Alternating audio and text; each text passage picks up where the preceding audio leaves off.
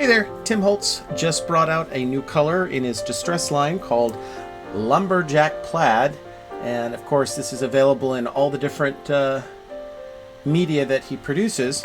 I just got these in the mail today, so I bought these myself. No corporate sponsorships here. So let's go over to the table. I'll swatch it out. We can see how it compares to a couple of other reds that are in his line. Take a look.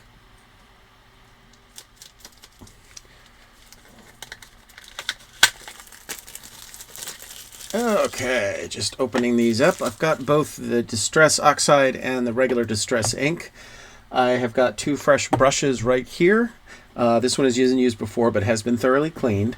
And I'm going to swatch out both the Distress Oxide and the Distress Ink for my swatch collection, and I'll show you part of that later. But let's go ahead and get going on this. So I'm just going to use a spare piece of scrap paper to block off roughly about an inch to an inch and a half. I just need to hold it there. Take the ink like that. So let's see. Yeah, that's your basic Distress Oxide. I have two other reds in this line. I've got Worn Lipstick and Fried Brick. So I'll bring those out in a second, and we can compare how these reds look. Because every time he adds a new color, I always have to ask myself if it's, is this something that we've already seen before, or, crap, sorry about that.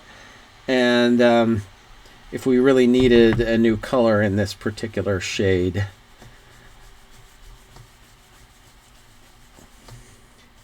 Okay, and then I always, besides swatching it, I also stamp it. Although Distress Oxide and Distress Inks are not the best inks for stamping per se.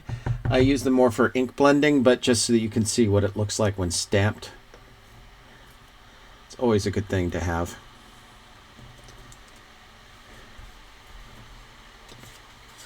Okay. That's the Distress Oxide. Now let's do regular Distress.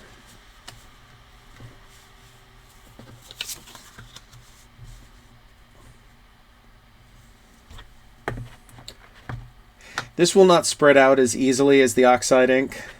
This might take a little more effort.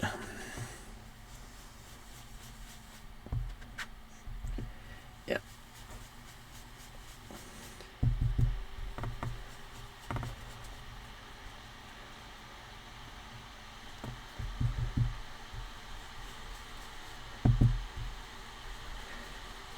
Yeah, I have to get a lot of ink in this brush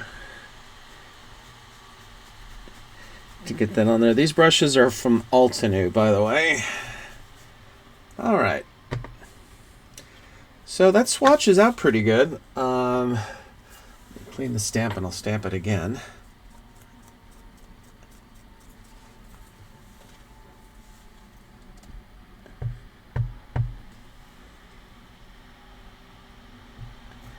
And stamp. I stamped a little bit better than the Oxide, only just because it didn't stick to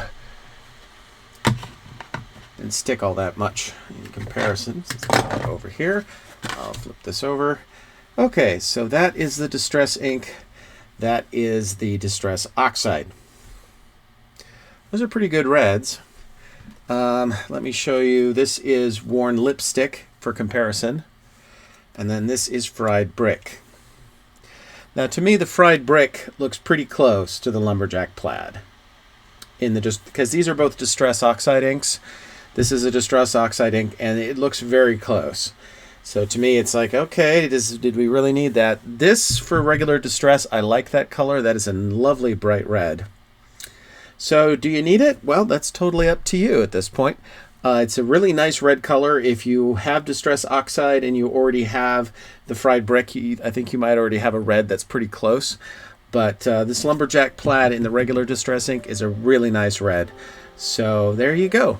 Thanks so much for watching. If you like my content, please go ahead and give me a like and subscribe. I've got more papercraft content coming. And I'll catch you next time. Bye-bye.